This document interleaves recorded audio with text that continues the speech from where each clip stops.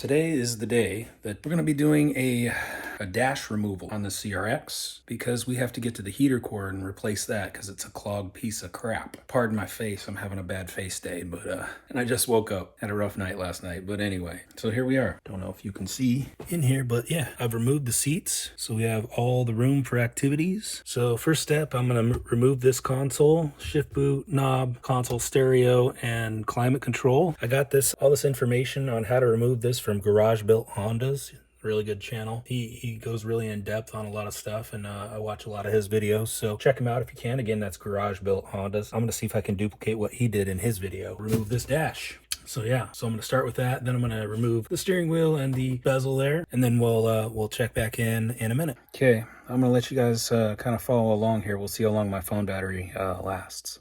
I'll turn you around here. Oh, I guess I gotta pause to do that.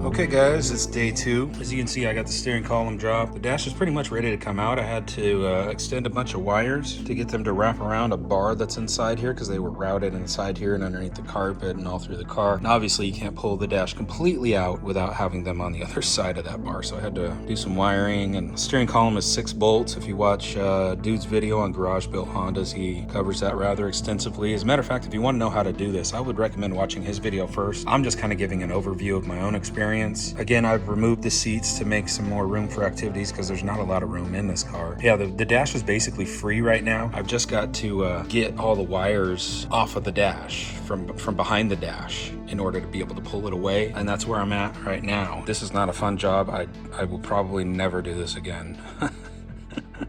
I don't like it. I don't like it. I don't like tearing apart my baby like this all the way down to the, it's very nerve-wracking. I don't like it. We're gonna trudge through it because we got to get this done. It needs a new heater core. I know that's why the hose exploded the other day, is because that heater core is blocked. It's got a bunch of blockage in it. It's just old. It needs to be gone through. Plus I think there's a bunch of gunk inside the controls for the little flappers that work all the control system, climate system here. So yeah, it needs to be gone through. So stay tuned. I'll give you an update when I have one.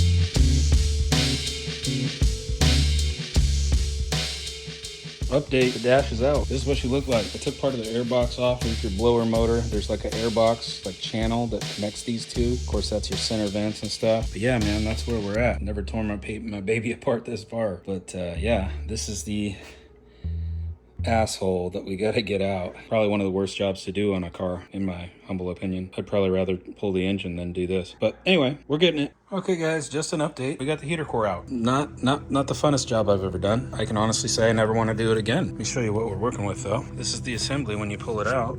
And so your heater core sits in the back here, really. See this indentation here? That's where this is the heater core. Here's the tubes that come out. This is a bolt that actually sticks through the firewall. So that's one that you have to get. It's behind this unit. And you got a couple up here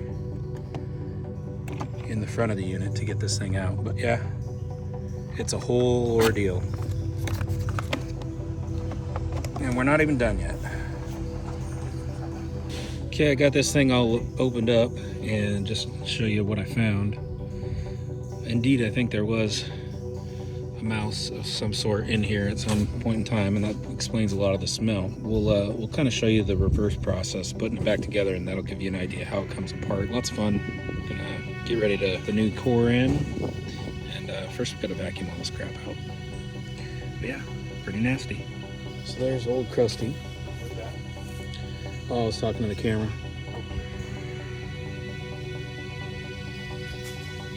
Got old Krusty, and that new hotness just pushes right up in there. There's a channel for it.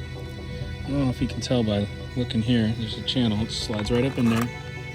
And we're just now beginning the process of putting it back together. Now, this has a little bracket, cute little bracket that goes over the these tubes, if you will, Phillips screw. This is the back of the unit. You can tell because this is the bolt that goes through the firewall. Now underneath, there's a cap, and there's a little lip here. You just kind of place the cap on, and that little tab goes inside that hole there. And then you got two more Phillips here, and that just kind of caps it off. And then you're gonna flip it over and start to put this cap on with all of these little clamps and screws here, and then of course put this little control module on here that I had to take off for disassembly. But yeah, I'll be back in a minute. Okay, now you'll notice I've just kind of slid this clamshell together. This is the top, this is the bottom, and you'll see here's the tubes for the heater core channel right here, you can see. Now, one of the things, when this is all put together, this rod sticks right in here, and it controls one of these little flapper doors, you know, and you're like, oh man, how am I going to get this apart without breaking it? Because, you know, it's 30-year-old plastic. Well, this thing swivels, and there's a little channel. So actually, it actually goes like this. And then it clicks into place. So now it's all put together. And then this guy unscrews, and there's a little channel that this fits into, And there's 3 Phillips screws for this. I don't know why there isn't 4. There's only 3. And you put 3 in there. So I'm going to do that, and then I'll be right back with you. Okay, guys, once again, pointed towards the back of the unit. There's only 1 Phillips screwdriver in this whole thing that puts the clamshells together, and that's right here. So I guess this would be the passenger backside, and that's where that goes. There's only 1 of them, and then the rest is just these clippies, these clamps that go on. So I'll show you that in a minute. Okay, so we're back for a second now. I'm going to show you these little clips. This is how they're like a C shape. And each one of these plastic tabs, you just kind of put one side on, press with your thumb on the other. There you go. That's on. And the way I got them off was I just had a little tiny standard screwdriver, and I just kind of placed the head in there and kind of pried it open. Be careful, because if you're not putting your hand over this or something, these will go flying and you could potentially lose some. So watch out for that. Okay, and the last step is just put this control module back on. I don't know exactly what this does, but it is a control module for this unit. It literally, this fits in the channel right here, and there's a little Phillips screw, and that's literally it. So see you in the next clip. Well, guys, it's day 3. I know what you're thinking. 3 days to get this shit done? I'm taking my time with it because I've never done it before. So, you know, take your time, don't break things. That's kind of my approach to this. Apologies, I didn't film all this going back in. I'm gonna leave a link in the description for Garage Built Honda's channel and the link to the video that I watched. If you watch his video, he does a really good job explaining everything, and I would refer you to that, because I'm no expert really, although I do know what I'm doing now, kind of. The heater core directly in the center of the dash, basically I took that box and I kind of just 45'd it in there. You know what I'm saying? I kind of worked it in there because there's a bar that comes down here and it fits really tight. You got to kind of manhandle it to get it in there. What I did was I took the 2 the tubes that are, you know, coming out the back of the heater core, and I stuck those into the appropriate slots in the firewall. And you'll see them if you got that far. They're very obvious. I just kind of placed them in there, and then the thing was still at like a 45-degree angle, and I just kind of like pushed it in there, and then like, you know, rubbed really tight against that bar there. But we got it in there, and then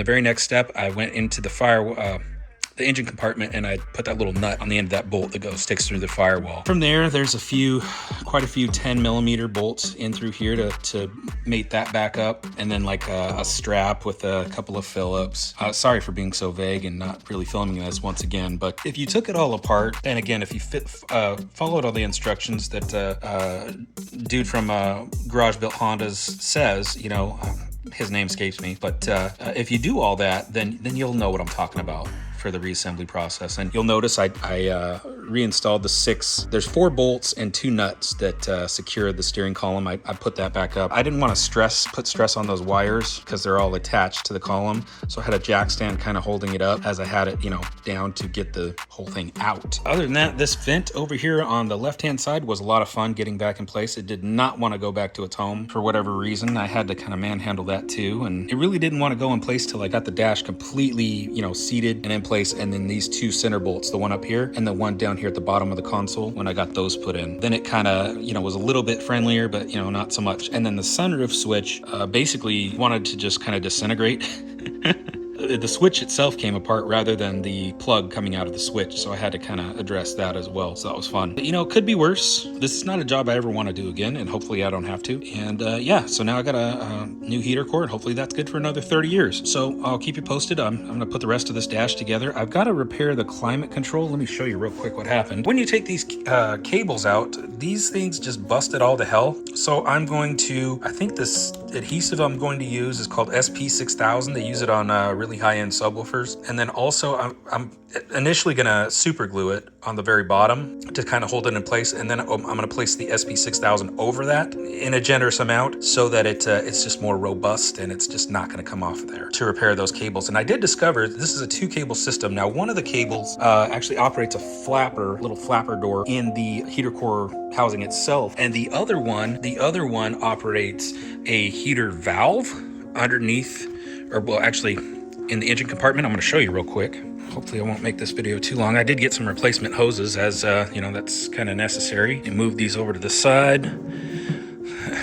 Place is a mess because I'm just kind of, I'm in the middle of things, so let me get this out of the way so I can show you. I don't recommend using your car as a shelf ever, but this paint's seen better days, let's be honest. Okay, so I'm gonna pop the hood here. Now I don't know if you can see it, but down in there, where is she? Right here, there's a little valve, and it's very hard to actuate, I've noticed, and this is why my cable is very hard to actuate. This is called the heater valve. This is the open side with it open, and that allows all the water to flow through there and into your heater core, and that's where you get your heat from, basically. Mine is like really stiff and seen better days, so what I'm gonna do is I'm gonna replace that. It's like 27 bucks, I think, for a nice one off of Amazon. It's supposed to be pretty much a direct fit. So I'm gonna replace that. In the meantime, I'm just gonna disconnect that cable so I can put this part back together so it doesn't actually physically break this, because that's how hard it is to move that. It's seen better days. It's really stiff to move, and I don't think it's supposed to be that way, obviously, if you're supposed to be able to control it with this. That's what I'm gonna do. I'll probably put on full cold right now because we're in the middle of summer. It's August, and just the day before yesterday it was like 96 degrees. Yeah, so I don't need it to be on hot. So I will put it on the cold setting. I'm just gonna disconnect it under the hood there for now until I get a new valve. It's on order, but it's one of those things. Gotta hurry up and wait for it. That's my update for this minute, and I'll get back to you.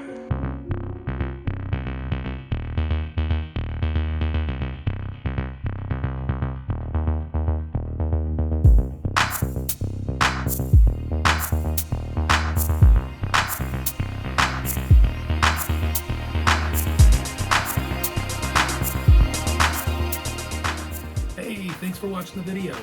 Turns out less than 5% of you guys are subscribed. Help me out, man. Help a brother out. I don't get paid for this. I just do it to kind of pay it forward and let y'all see what I go through so that maybe y'all could learn something and get something from it maybe. If nothing else, maybe just entertainment. But if you did, do me a favor, subscribe, because I'm trying to grow this channel, and that would help. Less than 5% of you are subscribed right now, which is kind of amazing considering how many views some of these videos get. But which is a lot to me anyway. Means a lot, and I really appreciate your support. If you like this video, you'll probably like this one too. Who knows? Or is it on this side? It might be on this side, depending on how I'm so organized here. Thanks for watching, guys. Love y'all. See you in the next.